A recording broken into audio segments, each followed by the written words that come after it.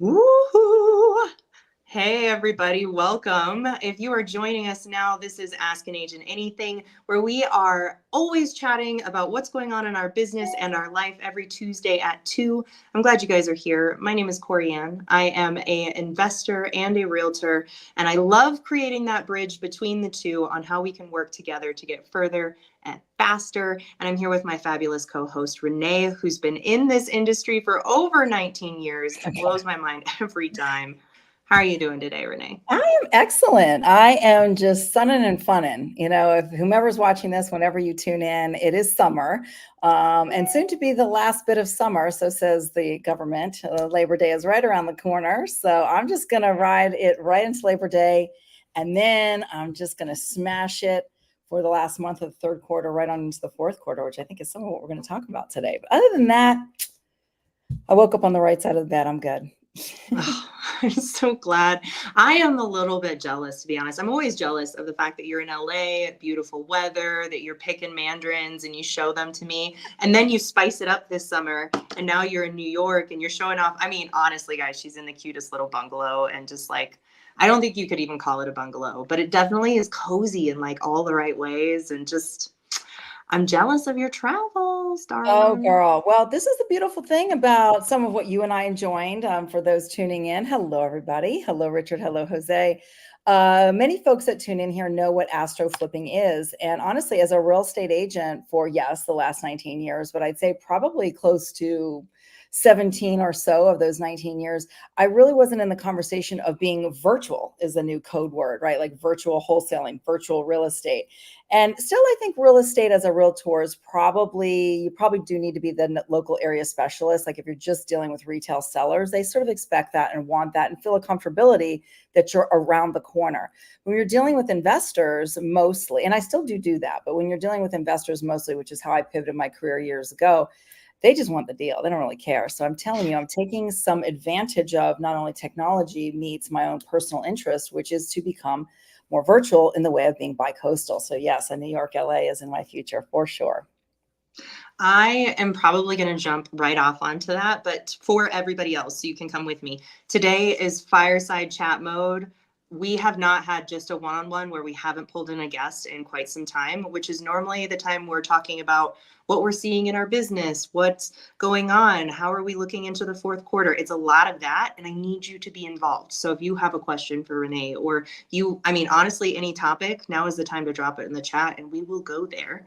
But it will be following whatever trail my brain takes today. And it's on this subject because I've recently been thinking I need to be closer to my market more often because I do well in person. And I've been mostly virtual for almost a year and a half. And I'm kind of looking at ways of putting myself in Denver more often so that I get that kind of engagement. And I want your just thoughts of moving away from your market for the summer. What are the pros? What are the cons? Give us the juice. That's a really good question. People do business with people that they know, like, and trust. And what I've noticed is that all the seeds that I planted back, last year, but let's just use it kind of an easy timeline. So say since the beginning part of the year, when I've been doing most of my prospecting with agents, first and foremost, a little bit of other investors or wholesalers, but agents more specifically. So all those touches and all of that, I always say safety, consistency breeds safety and safety breeds trust, right? So people that are doing business with people they know, like, and trust, I've been there, right? So now I have been there, but I'm also utilizing the CRM. So I would say that because of those seeds that have been planted, it almost doesn't matter that I'm not there. So my next step would be, okay, so I'm in New York and New Jersey for the summer, and then I'm going to be back in Los Angeles. And so my forethought is somewhere in the holiday season, I would like to do some kind of like a client appreciation, even if those folks, I haven't done business with them, but I can get more people in a room all at once. Because I do believe that whatever you're doing, whether you're traditional retail or you're kind of doing a hybrid of what you and I are doing, that at some point in time, people do want to meet the people that they're doing business with, or at least on a Zoom. There's a lot of tele things like telehealth and tele this and tele that. So in the least face-to-face, and I still believe that belly to belly is just, we're human beings. We kind of like to vibe, from people, that belly to belly is probably your best bet. You can take baby steps to get there. So how has that affected me? Not too much, because people have already seen me, already talked to me, already been in communication on that level. And then that's on the acquisition side of things. On the buy side of things, honestly, they don't kind of really care. They're just like, hey, if you got a deal and we can put it together, I don't care if you're here or there or anywhere. However, again, solidifying those relationships, getting in front of people, I think is important. So I think that sort of answered the question, but people just want to do deals and want to know that the deal is going to close. And so I don't think they really care that you're in the backyard, but to solidify those relationships at some point within, say, a 12-month period, it's not a bad idea to get belly to belly with people. I appreciate that insight in regards to, I mean, honestly, it works in anything. I know amazing people who are completely virtual, never touched foot in that state. And what they've done is they've walked Google Maps so ferociously hard that it's like they know those neighborhoods. And I think you really can work your way around any of it. But I'm trying to find my personal secret sauce. And I've noticed that the more I've been putting in memes or videos, in personalizing the engagement that I'm having with people, they are more interested. They're more engaged. I'm like, how much further can you go? Like, the video is awesome. How much further can you go by having events where you can attract people, or by saying, hey, yeah, I'm going to be in town in 3 weeks. We can meet on dinner at this time and this date, kind of creating more of that. But then it all goes back to vetting. Like, for me, it's a 3-hour drive down to Denver. And once I'm down there, then who gets my time becomes incredibly important. Yeah. Like, my vetting gets strict. Well, and I just thought of something, and this is just like food for thought, right? Because you and I are not Tony Robbins, let's say, right? But look at what he has created. And what's interesting is he toured and did in-person tours almost exclusively until COVID hit. So unless you bought one of his, I'm dating myself, but tapes or VHSs or something that you could kind of consistently watch, you really didn't get live interaction with somebody like that one-on-one. So here's my point, is that even with the influence that he has and the access to technology and so forth, I've seen a couple of YouTubes where he talks about, oh my gosh, when the pandemic hit, it was like, what am I going to do? I've been touring in person, like Tony Robbins, right? I've been touring in person since the late 70s or 80s. And he didn't know what to do. So then they all of a sudden, basically created like a Zoom room, where everybody could come online. Now I'm bringing this up because it harks back to, there's somebody like him at that level where what you just said, he only has so many minutes. He can't go to every town and meet every person, right? However, it's like, how can I bridge that gap of getting the FaceTime? And I would look to somebody like that who maybe is a step in the direction of that you might want to go, and like, I want to get in front of X number of people or some kind of notoriety, and look to see, like, he says it, success leaves clues. So how are they bridging that gap where they actually aren't even doing that many in person? They just started doing it. Actually, he's coming to New York. They just started doing like more in-person stuff because they're more expensive, right? And they can't even get as many people. So even if they have an 8,000 seater place, they can only have 8,000 seats, right? They can't do like 20,000 in the same day. So I don't know if that was just like a goofy example, but I would say if someone's stepping into virtual and you want to bridge yourself and you're like, I'm 3 hours from Denver, how do I do this? Maybe utilize more social media and getting yourself out there so that you can bridge that for your kind of B-list people. I hate to say that, but then when you get to where you're going, you're only ever going to do, your upper echelon people, because that's what they have too. You have to buy into that. You have to buy into a member, get in front of Tony, right? So just kind of thinking along those lines is like, how's that going to work for your business is not a bad way to consider how to, utilize your time while still being virtual, if that makes sense. So that just kind of came to me. I'm going to noodle on that myself. Yeah. I love that. And I'm curious to those hanging out with us live in the chat, if you are virtual or whether you live in the market that you work, whether you are an investor or a realtor. I'm just kind of curious. Let me know. Because honestly, Loom videos and emails for me is like the creme de la creme of being far away. But I want to see where I can take it in terms of like direct to seller interactions, what I do with like some of my top agents and how I support them by just being in person. it's a fine line, and you're trying to figure out, which one is which. But I do say that one of the worst hurts is recognizing months later that you gave a lot of your time to somebody who wasn't listening.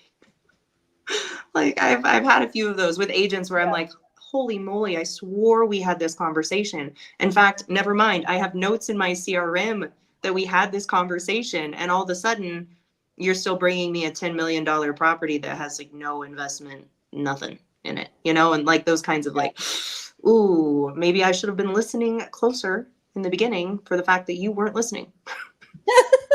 Isn't that the case, right? So goes that equity of your life, so goes another equity of your life, right? So it's like, oh, how am I not listening? The question being, how am I not listening, right? That's the full responsibility. How am I not listening and engaging with others so that it's not the other person who maybe didn't hear you, and maybe it is, honestly, but just to take full responsibility in your life, because, it's like, how are you communicating with other people? How are you communicating with your husband? You know what I mean? So it's like that, right? And there's a lot of power in that. If you really, not to berate yourself, but if you really take on that level of self-responsibility, like you're looking under rocks that all turn, like, where can I be, more powerful? Where can I be more effective? And just be in the inquiry in your life, the answers will come to you, because there's a reason why that person is not hearing you. Maybe it's just them. I got it. But there is a reason why they're not. And then you get to decide, like, where are your boundaries? I'm going to talk to this person 2 more times, 1 more time, whatever. And then they're just going to hear from me maybe monthly, something like that, to have a boundary, and then standards. Like, what's the next indicated action that you're going to take regarding this type of personality? Because there's always more people, that are, the unicorn agents, there's not that many of them out there. Not really, because you and I prospect agents on the daily, and I'm still shocked at agents that are just a stiff arm to me. Just yesterday, I was reaching out, cold calling, if you will, reaching out to agents.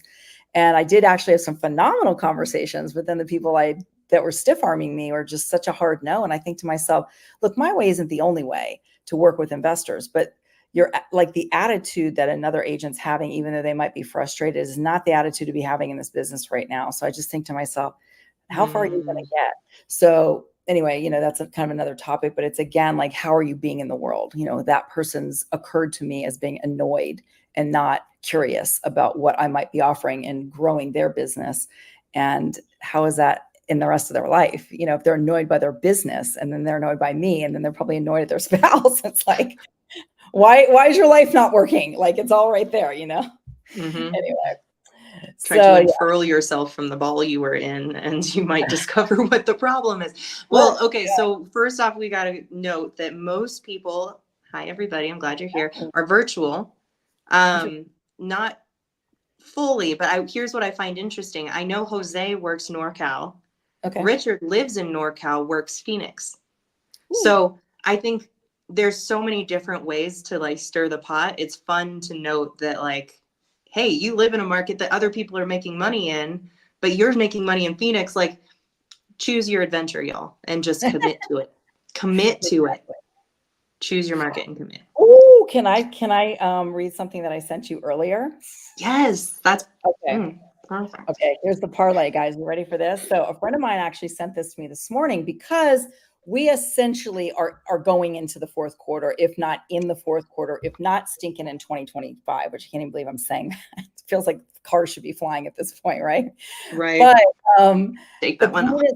I know, it's like, the point is that we're going into the fourth quarter. So if I can use sports analogies, Tom Brady is the GOAT of football. I mean, this guy's unbelievable, right? And the team that was around him, obviously, but him being the quarterback. And he got into the Football Hall of Fame. And so my friend is more of a football fan than I am, but this is something that she sent me. And this is Tom Brady when he got his red jacket for being in the Football Hall of Fame, which is, to be successful at anything, the truth is, you don't have to be special. You just have to be what most people aren't: consistent, determined, and willing to work for it with no shortcuts.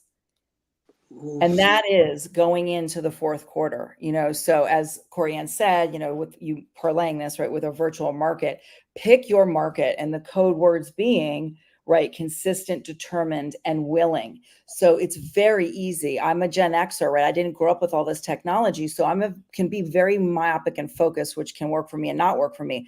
But I've never in my life, in my adult age, have seen so much FOMO.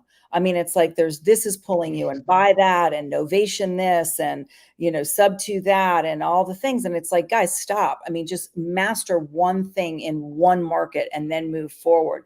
And I would encourage you going into the fourth quarter to really drill down on that. Definitely. So Corianne, any thoughts about that? One, I'm a Broncos fan. So even though what he has to say is wonderful, it will still hurt that he was right.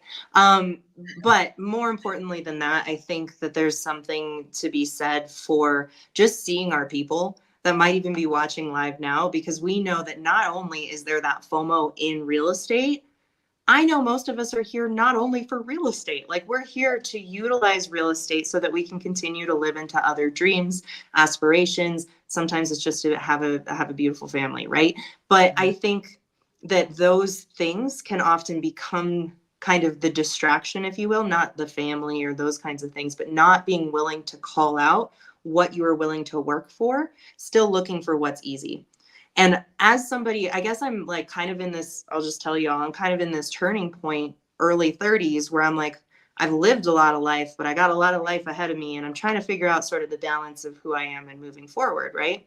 But I have had a lot of jobs, a lot of careers before 30 that I am very blessed to have, like being a professor and those kinds of things. But I recognize that many of those things I chose to leave right at the point that they were getting hard, because I believed that there was something out there that would be less difficult.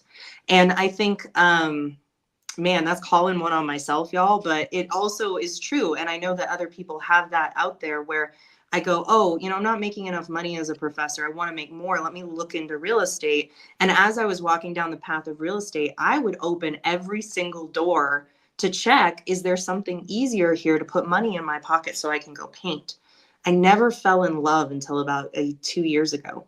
And then I had to unpack what I was actually spending my time with, because I had finally fallen in love with the thing that I'd been banging my head up against the wall for. So, I don't know where I'm really going with that. So feel free to take it anywhere, Renee. Yeah, I love what you're saying. I love what you're saying. Here's the beautiful part about it is it's just a self-discovery. If you take the spiritual side of selling, so to speak, because I want to tie this into selling and not get too far out in left field. But if you tie in like the spiritual side of selling, it's almost like you're just in an exploratory phase. And there comes a point in time where you do have to call one on yourself. So it's having that self-mastery, and then even taking it a step further to go to a coach, maybe a good friend or someone like a mentor who's, on a path or trajectory that you're looking and seeing, and really decide like, hey, is this what I want to do? Am I willing to actually commit, which is one of the words he used, right? Am I willing to actually commit to this? Good, bad, or indifferent? It's like a marriage in some respects. I know that seems odd because it's an inanimate object, or it's just an experience, or it's just a job. This is how we kind of think of things. And we only really think of a marriage as to a person, but you're really marrying an experience. Yes, it's a person, but that person brings all of their stuff, to your life. So this career called real estate is bringing all of its stuff to you, and how are you going to be with it? And really, really just step up and be mature within that. And I think comes a point in time where you'll know intuitively whether you feel like you're quitting or you're completing. And those are two different things. If you feel like you're quitting on yourself, then I assert to look what's missing that would make a difference in that experience in your life. Is it a mindset? Is it a skill? Is it a logistics thing? Like, what is it really? And get some real hardcore feedback, and don't be defensive about the feedback. Then if you're looking to complete something, like you've run the course of a career and you're like, you know what, I'm not interested in doing this anymore, but there's a gut instinct, there's a settling, there's a like, I've run the course, I've done everything I want to experience from this, and I simply want to go on to do something else. So it's not like there's something better that's missing. You're just completing a chapter of your life. So if that lands on anybody, because I'm saying a lot right now, then I would say, don't quit, keep going, but realize that if it's your time to complete something, then do it powerfully and move on. But that's where I think people get caught up in FOMO because they're not actually committing to anything, but they're not ready to complete something. And myself included. I just actually had this come to Jesus with myself. And I've been at this, like you said, for 19 years. But here's the thing, there's always personal growth and development in it. And I was just so frustrated that I didn't feel like, here's a tell, I don't feel like right now in my career in real estate that I am doing the deal / the momentum that I know I can be in with the knowledge that I know. And I'm not making the money that I know that I can make. And thus it frustrates me because I want other people to be on board with me and contribute to other people. It's not just me making the money, right? But it frustrates me to no end. So I had to get quiet. I know a lot. Like I kind of know what I need to do. And that the honesty is that I wasn't actually doing every little thing to its completion, and thus I'm not getting the results. So I had to go all the way back to the basics. It's not another thing that I need. I had to go all the way back to the basics and have a come to Jesus and say, I'm not actually doing this every single day. And thus I'm not getting the results, meaning I'm not putting in enough offers every single day. That's it. Let me go for the next 90 days, commit, put in 5 offers a day, no matter what, minimum. And then let me see what the results are by the end of the year. And if by the end of the year, that doesn't come to fruition, then fine. So I've said a lot here, but I think what I'm coming back to is, are you complete or are you quitting? And you got to ask yourself that question. Yeah. And go in a direction, And I think like that's kind of the beautiful thing about life is you might end up back trying something later in life when you're actually in a place to complete at that point. I say for myself, when I did a more formal transition out of my art career, I was aware that something was complete. It's been interesting though, as of late, I've been feeling like, oh, I need to return back to my personal art practice, not the running a gallery or anything like that. I need to return to certain aspects of that. And it's interesting that like those chapters can complete. It's been about 2 years. It's time to reopen and see, how that plugs into my career in real estate. And I just think that there's something to be said for making choices. Like Brady could have probably been good in so many freaking sports. I would put money on it in high school. He was one of those kids that played like 3 or 4 sports, could go to at least 2 professionally by the time he left high school. And like those kinds of things, it's the choice. It's the power of the choice on what you're going to decide to do. And I have that in a microcosm in real estate as to whether or not I help a traditional buyer or whether I'm helping an investment buyer, which are 2 different types of businesses in real estate. And recently I've been coming to a very similar conclusion to you, where I'm like, you know what? I recognize I really just want a good investment company. I could get rid of everything else. I could be happy as a clam if I'm making the right kind of money so that I can enjoy my beautiful Colorado lifestyle and make enough money to do that. And out of one particular resource, instead of going to so many, and I think that's the desire, right? Is like, where are we going to find breadth in our business and in our life? And where do we need to go deep? And I think for everybody, it's an individual choice, but I do know, and we want to bring in our people in knowing this, that you and I have both said, you know what, let's go deep here. Let's go really deep at the end of the year into the nuances and what is going on behind the kimono, as you like to say, that I love so much and giggle at every time. Like what's the hairy facts that are going on behind the kimono that actually make these businesses work? And yeah, we're going to be sharing that with all of you guys as we, continue to unpack that and get really, really real in real estate. Get real in real estate is the truth, because this is not really a sexy business. Okay. I'm not trying to be negative, so don't get at me with this, but for all intent and purposes, it's a lot of rinse and repeat. If you really just kind of look at the brass tacks of what you're doing on a daily basis, can you be enlivened by a solid conversation? You're excited to close deals. Yeah. I'm not talking about that. I'm talking about the minutia of a lot of what sales is, but let's say real estate sales is kind of a little boring. And almost any real estate coach I've had, including Mike Ferry himself, which was more for my retail side of things, he used to say right from the stage, it's repetitious boredom. I don't think that's a really kind way of saying it, but for all intents and purposes, he's a very factual man. And it's like, okay, let's just call it what it is. So is there a means to an end, and making sure you've got all that in sight? I wanted to say one thing that you struck me as, making sure to kind of stay on the path and essentially go deep on something.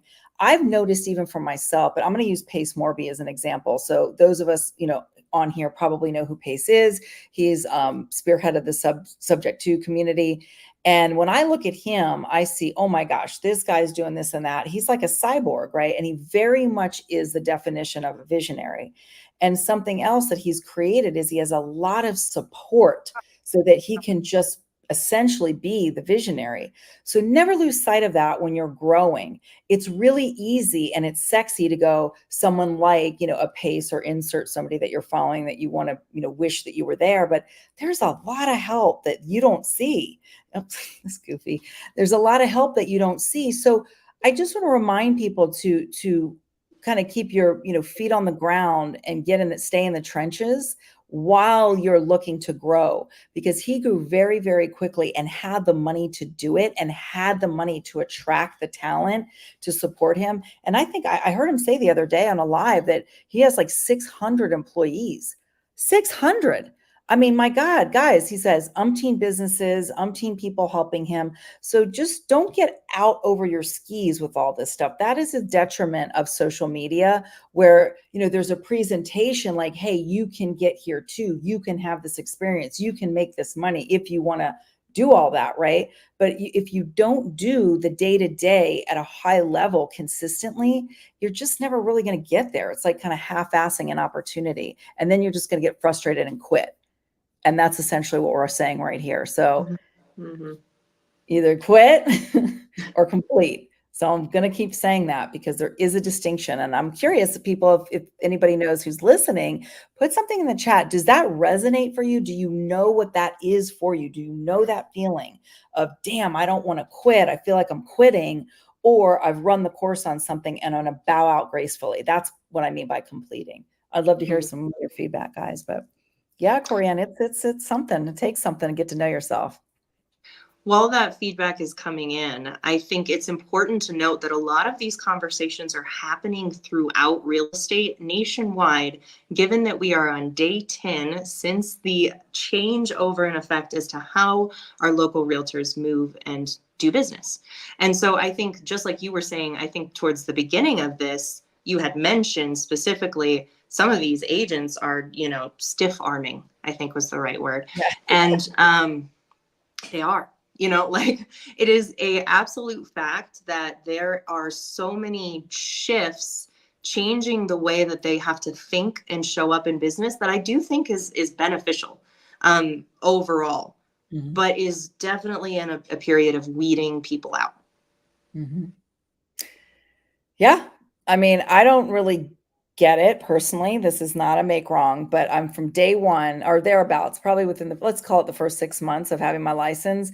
You get burnt once, you're never going to do it again. And I'll say burnt once. It's, taking responsibility. But what I did not do is I let a buyer just kind of run me around town, and they ended up buying with somebody else. That's the short of it.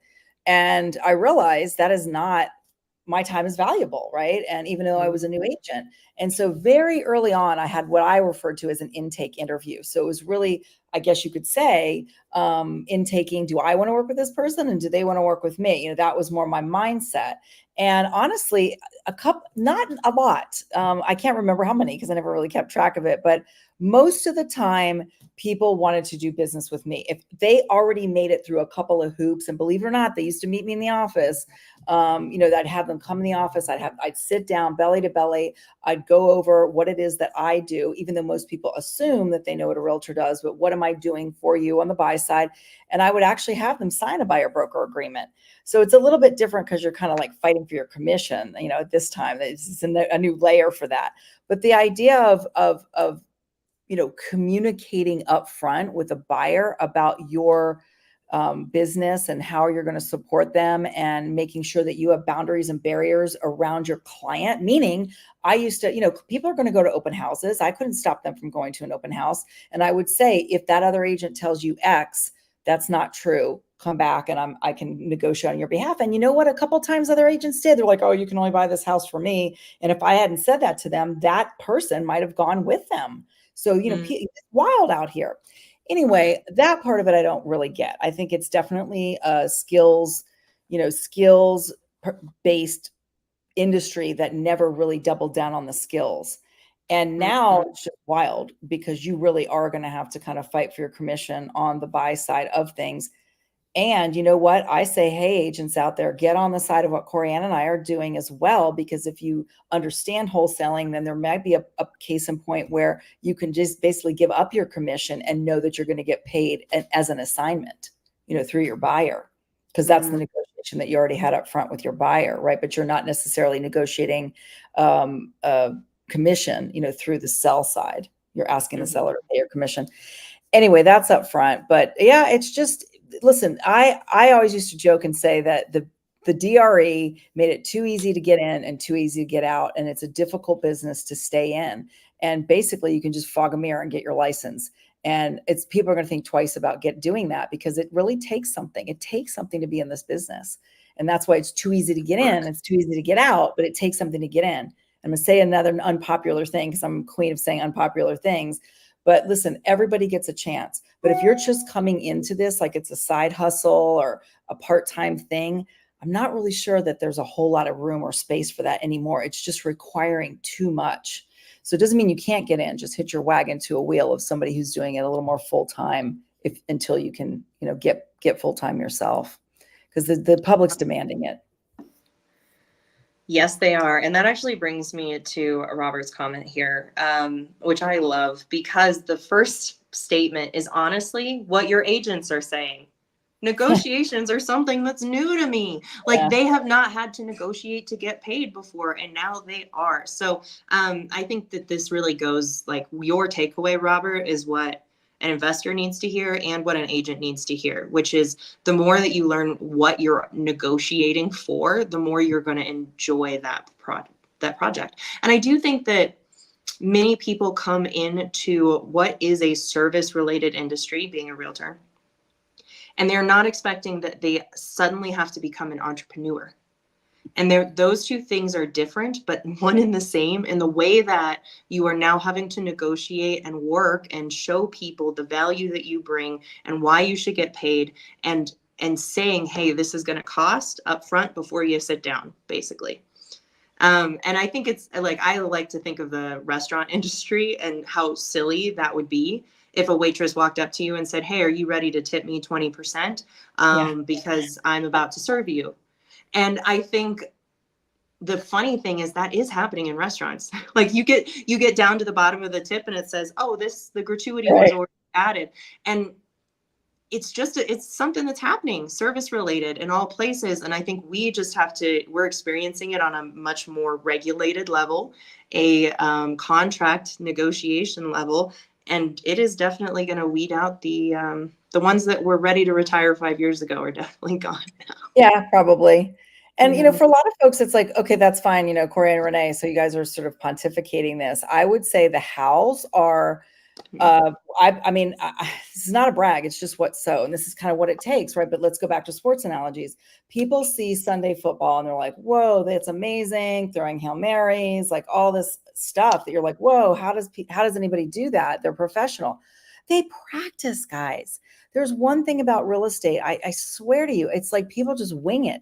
So that in a way is what's getting smaller and smaller, is winging it and not just being Mhm. a door opener, right? So it's like you said, Corianne, in essence, it should have been like that all along. And this is almost forcibly putting somebody in that position, for lack of better words. So look, it ain't going anywhere. It already went into place. So don't get mad, get creative. And you do that by studying. And how do you do that? Well, of course, now with social media, we have so much stuff online. I personally love Chris Voss. I also practice emotional intelligence through Chris Voss. I'm blessed enough to be able to coach with him in a small group environment that is very much a real estate conversation, because he's like kind of a macro, all businesses. So, and there's other real estate agents that I have paid to be a part of, that I actually have as scripts partners. I'll call them scripts partners, but we practice on each other. And thus, when you're out in the field, you know, you're practice, right? You don't have to think about it so much. So practice does make perfect. And then also, like, if you are really spooked or scared about something that, oh my gosh, if this buyer is going to say this to me, I don't know what to say. Well, take your time and actually write it out, like almost a movie script, right? So buyer says this, I say that, and literally write it out, and then start rereading it and studying it, and then get a couple of people who are a little bit above you so you can be their scripts partner and say, hey, let's learn this together. I mean, that's in the trenches. Otherwise, I'm serious, you're just going to be out here winging it. If you want to know the craft of communication, you must practice.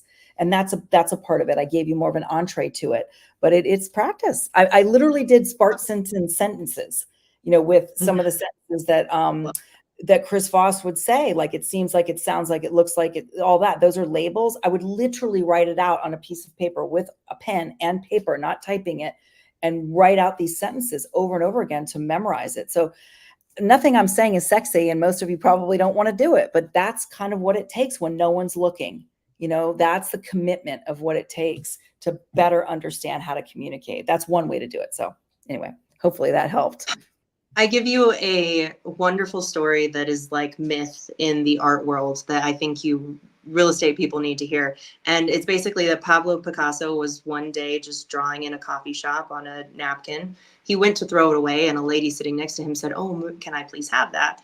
I can't remember the actual cost, but he said something like, "Oh, it'll be about $10,000. And she goes, "You were about to throw it away. It was a scribble on the paperwork." And he's like, "No, you're paying me for all of the practice and the work and what makes me drawing a line instead of somebody else."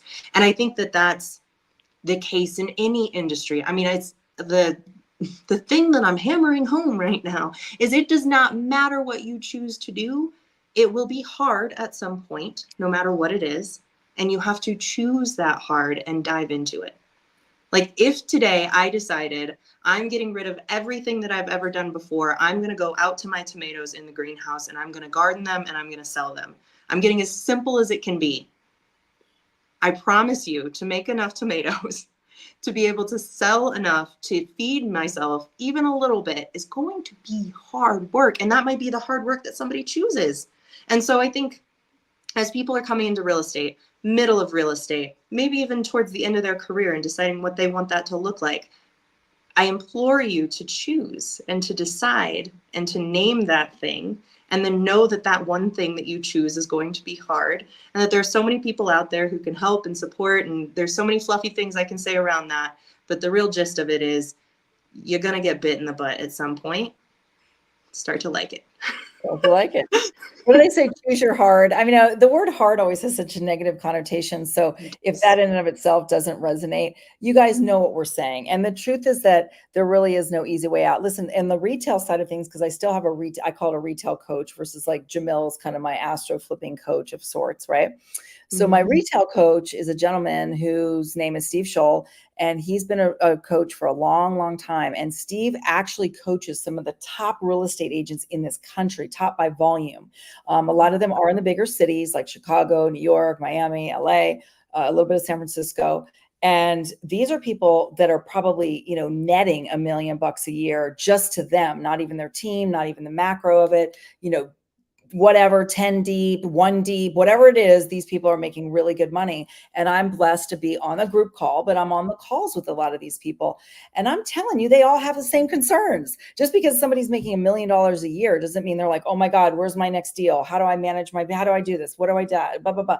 It's like innate as a human being. So, you know, to pick your heart, it's not any easier necessarily when you make more. And who the heck knows with these folks? You know, somebody could have a gambling problem. Somebody could have umpteen, you know, houses that they have to pay for. I mean, it's all relative, you know. So if you're here and you go, wow, I wish I had made $1 million a year because this is your lifestyle, that's almost never the case. You know, most people keep moving up with their lifestyle, right? So it's just however much you make, you got to meet yourself there. But the point is that these folks still are like, I don't know if I'm going to be here next year. Oh my God, the real estate industry, and they're selling $40 million homes in LA. And you're like, what? I don't get it. So this is the part that I get to be privy to, talking about Open the Kimono, where we get to be vulnerable on these calls, and people are just having the same adult. All these people are very adult, even older than me, and they've been in the industry longer than me. And and you're like, how are you still, having these thoughts and scared and being scared and all the things? And it's like, this is what it is to be human. So you lean into that. You lean into maybe what isn't your strong suit, and you either hire out for it, and or you get to the bottom of it as to what's not working for you, and then make that decision to kind of hire out for it, right? Because you can't be everything to everybody. But it just doesn't, life, I don't know if it gets any easier. If you're more surrendered to things that maybe bothered you more in life, that's a wisdom, but it doesn't necessarily get any easier. I just had an aha this morning about something that I was like, oh my God, that's my 8-year-old talking. You know what I mean? Like it just never gets any easier. I'm like, oh, there she is again. There's the 8-year-old running the show, but I can laugh about it, and I can set some things in place that I'll go, okay, now I understand that was running the show, and let me, come back, let's have a conversation about it. And then I can kind of like go back out into the world where I don't have to be so reactive, but it shows up on the daily, so choose your hard. Yeah.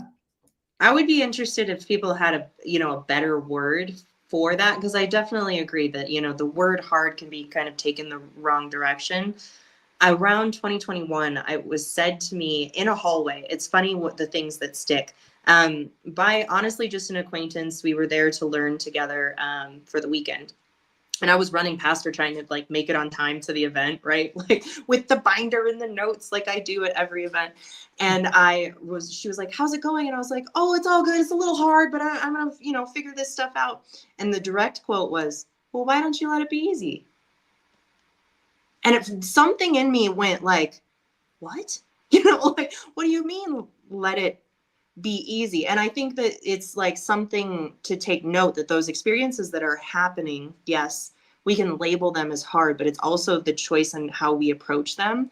And I would look at the real estate industry as a whole, and many, many players in them, even selling $40 million homes, are stuck in this feedback loop of service to mouth.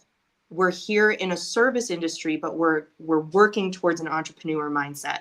And that bridge, that move, that break, I think is like one of the hardest jumps that you can make generationally and for yourself and for your family. And I think you see a lot of people stuck in the loop of that, and like continuously coming back to, I spent the money that I made, I need to make more money. Like, what if that response is almost like just a response? You just sold a $40 million property. The commissions on that, calculate real quick, is insane. Like, why are we not celebrating right now? And I think that I personally, in my own like business and life, I want to see that shift. I want to see, oh, we make money. We celebrate that we make money. We put that in the right places, because we're not just here serving to eat. We're here to build something that stays.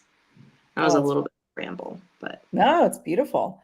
And listen, and this is just an open dialogue, as our fireside chat. So it's like, what is going to resonate with each person? So we'll say hard, mostly because hard is usually a place that means you're growing, right? So there's like a resistance, again, back to like a spiritual approach, that if your soul is looking to grow and evolve, but your ego is like, oh, this is so hard. Well, realistically, you're being asked from a very internal and deep place to actually elevate. Maybe the word's elevate, right? To elevate. But now we think it's hard because it's not something that we want to do realistically or embrace. So there's all kinds of nuances in there. You get to a point where you're like, wait a minute, is this the highest and best use of my time? Maybe I need to hire somebody. So this is an ongoing open dialogue. That's why masterminds are so great. That's why having people you can call up and just be like, am I crazy? Is this what's happening here? Because entrepreneurship, especially in real estate that I've seen, is not really team oriented. It's like everyone's name is trying to be on the shingle, and that works for a while until you're trying to scale. And when you're trying to scale, then you get asked to do more, and that's the uncomfortability. But if you don't have somebody to go to, now you're only going to have so many hours in the day and you're only going to be able to do so much. So maybe then comfortability is also, oh, geez, I spent too much time thinking I could do it all by myself. And I have trust issues and I have control issues. So maybe I need to look there before I can actually grow. So in a lot of ways, business, and I've just said this for years, it's the most faith-based, non-denominational business you'll ever be in, because you're being asked to grow. And if you're not growing within that uncomfortability and seeing it as growth versus it being hard, although we've used that word here, then yeah, you're going to do year one again. And guys, I've done all this. Everything I'm saying, I'm basically talking about myself. I freaking have done year one again many years in a row. Talk about self-flagellation and it coulda, shoulda, wouldas. It's like, where was I? But a lot of it, I was stuck in that loop, and I was stuck. More dangerous, I was stuck in an unconscious loop. And so until I swung out of that unconscious loop and looked in the rearview mirror and went, holy shit, like this is how I've been operating in the world, then I didn't have any idea of how I was actually operating. So I implore everybody, as uncomfortable as it is to get down and dirty about how you're actually operating in your life, and then see how it looks in the business realm, right? Because it's gonna be a truth serum, that's for sure. It's uncomfortable. And nobody I mean, honestly, don't we all just want to like keep that separate and run a business that just works and then go handle our life separately? But I can tell you, it doesn't work that way. It really is an extension. And I think one of the biggest things that I've had to learn, that's been one of the breaking points, I have many more to have in my business, but one of them was recognizing that the intention that I brought to my desk was what I would be created. It just is what would be created. So if I brought the intention that, we're not really good on the phones today and all the agents suck and they don't like me and they're struggling with the fact that the laws have changed, etc. And so this is going to be shit.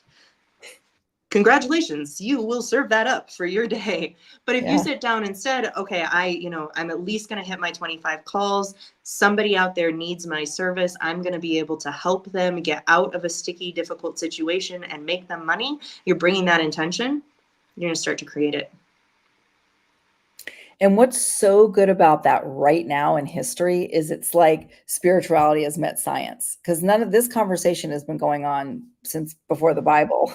And yet, no one could really point to it. It was like very esoteric and people would call it woo-woo. And guess what? Now it's epigenetics.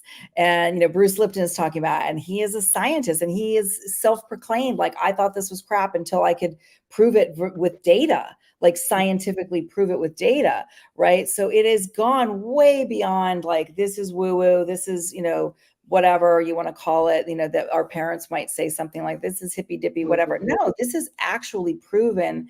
Joe Dispenza is another one. Like there's proof that your neurological, pathways are being rewired and all the things, right? And they've had stuff on the brains and they can tell all the things. So here's the deal is take all that. And yet it goes back to the word commitment, because it's easy to not do it every day. I mean, case in point, right? But really, how about this? How about you just do it a week at a time, like, bite size. Hey, just for this week, I'm going to do this every day. Just for this week, I'm going to do this every day. It doesn't have to be like a whole life change, because that's the ego, right? That's the uncomfortability. I'm being asked to do something different. I don't want to do that. My job is to just keep Renee and Corianne safe, right? The ego is like, just keep it safe. Don't do that. But you do something that might actually elevate you and change your vibration and change your intention and change your outlook. And now it's going to be your own crabs in the pot. Your own ego is going to pull you down. And if you just actually do these things a little bit at a time, and then you look back and you go, geez, I did that for 30 days. And I think it's said that in order to really, really change something that's been very deeply ingrained, it takes about 28 days of consistently every day doing something for 28 days. And if you look at like recovery, right? If somebody goes into a recovery, like, for an alcoholic, a recovery program, there's a reason why it's 28 to 30 days. There's something regarding being in a completely different environment right around that time frame. So don't cut yourself too short on that. And then of course you keep going, but I think that's like the minimum standard to see a change for most people. So try that. I love it. Um, I love that. And I think we often talk about 90 days as something that, if you wanted to change your business or test something out or something, run data surveys over 90 days. But I do think it's important to set those like shorter goals that go, you know what, for the next 28, let's see who I can become. Let's see how I can level up. And I believe in that place as I look towards the fourth quarter. I'm analyzing everything. And normally I would say that that could become an over analyzation or a freeze for me. But it's actually been a very useful practice of being like, how much time today did I really spend in my business? How much time did I spend on my business? Most of this auditing is coming in the form of calendars. Like, because the worst feeling for me, and I happen to have this a lot, is where did those 3 hours go and what the heck did I get done? And now I'm accounting for it. If it's 3 hours later, what was I doing? Oh, I know I made a note in my calendar. I got distracted by Instagram and scrolled for 30 minutes only to feel bad that I wasn't getting enough contracts. And now I've lost the time to go get a contract. I'm like making those little notes to myself, and it is not fun. But I know that it's creating a better leader, a better Corianne that wants to show up for my family and show up for my business and the people I work with. So um, look at the nitty gritty, ugly stuff, especially as we're going into this fourth quarter. Because you said this earlier today, like fourth quarter is when it's won. Like that is when the game is won. You could be behind up until that point. That fourth quarter clicks in and you're in the game. Like everybody else is gassed, but you're passing them. Stack up some points. I know, speaking of Tom Brady, because I don't know enough about football in general, but I remember a couple years back, it might be 3, 4, 5 years ago now, when the Patriots were in the Super Bowl and they were down like 40 points, I think, in the third quarter. I mean, come on, right? First of all, 40 points in any football game is a lot. And they were wow, like wow, what an analogy. So I'm sure that game is somewhere on the internet. But man, I was glued to the television, not so much because it was football, but just the teamwork and the belief that they were going to run that clock out. And I got to tell you, I'm kind of right there. I had a minute last week where I was just like, oh, I don't know if I want to keep doing this. I got really there, and sometimes you got to go there sometimes. But I know that I'm not complete. And I'm not going to quit on myself. But that gray area was so uncomfortable, right? And so I just made a pact with myself that said, I'm going to run this thing out. I'm going to run the damn clock out, between now and the end of the year. And I have a lofty goal. I have some debt, truth be told, that is pretty significant. And that also includes living expenses. So I don't know. It is definitely what they call the big, audacious, hairy goal, which I don't even love those words all put together, but it is an audacious goal. And, I'm just going to go. I'm going to go, and nothing is going to stop me at all. And I'm grateful I don't have a lot of distractions. I don't have kids. I don't have an animal. I have one other thing I'm doing between now and the end of the year. And my birthday, like you, Miss Corianne, the end of the year, it's like going to be kind of my birthday present, just to see how far I've gotten. I'm not even attached that if all my debt is gone, I'm not attached. But what I am is, who am I going to become in the process? And I'm going to bow out, and do something potentially different, if a different way, if it doesn't go the way that I have it designed. And I'm just really open to that. So that's a public announcement. It's a declaration, and it's a public announcement about where I am and how I believe I can get there. And then of course we make a plan and God laughs, but I'm telling you, I'm sending signals to the universe, like, we're going this way. Help a sister out. You know what I mean? That's where I'm at. Yeah. So that's fourth quarter for me, end of third quarter, fourth quarter. So I'm excited. I've had some of my fun in the sun in New York, and now I'm getting ready to get to work for sure. I love that. I've always called myself a fourth quarter kid too. I just probably because I'm a Capricorn as well, and I love fall and heading into the winter. But I'm feeling very much the same way. Like there's definitely a point of locking in and paying more attention and bringing more intention to my business. And those are the kinds of conversations that I want to have more of here and with you and with our community.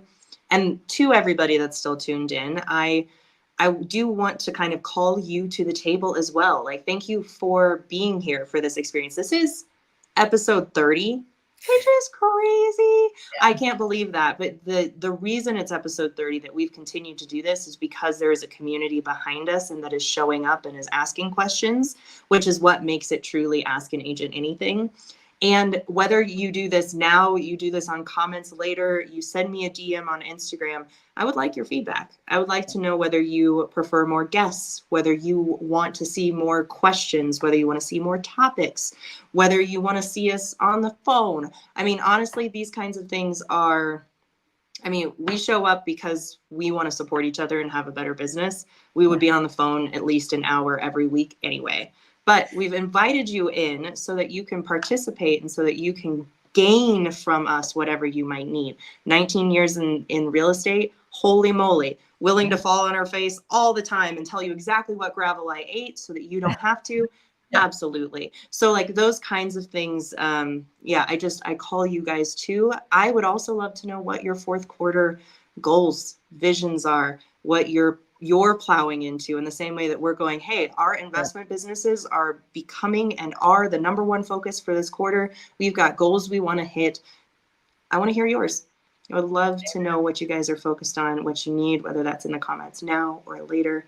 That invitation has now been officially sent out. It is out there. And by the way, guys, I wanted to say too, Corianne and myself, we're everything's not public unless you want to stay in a public platform. But if you do reach out to us individually and you're just, you're hurting, something's not right, whatever, just know that you've got two people here that it just stays within that phone call or stays within that, communication. Because sometimes it's hard to be vulnerable. It's hard to admit like, hey, I ain't doing great. But I tell you what, that is where the freedom is. That is the secret sauce.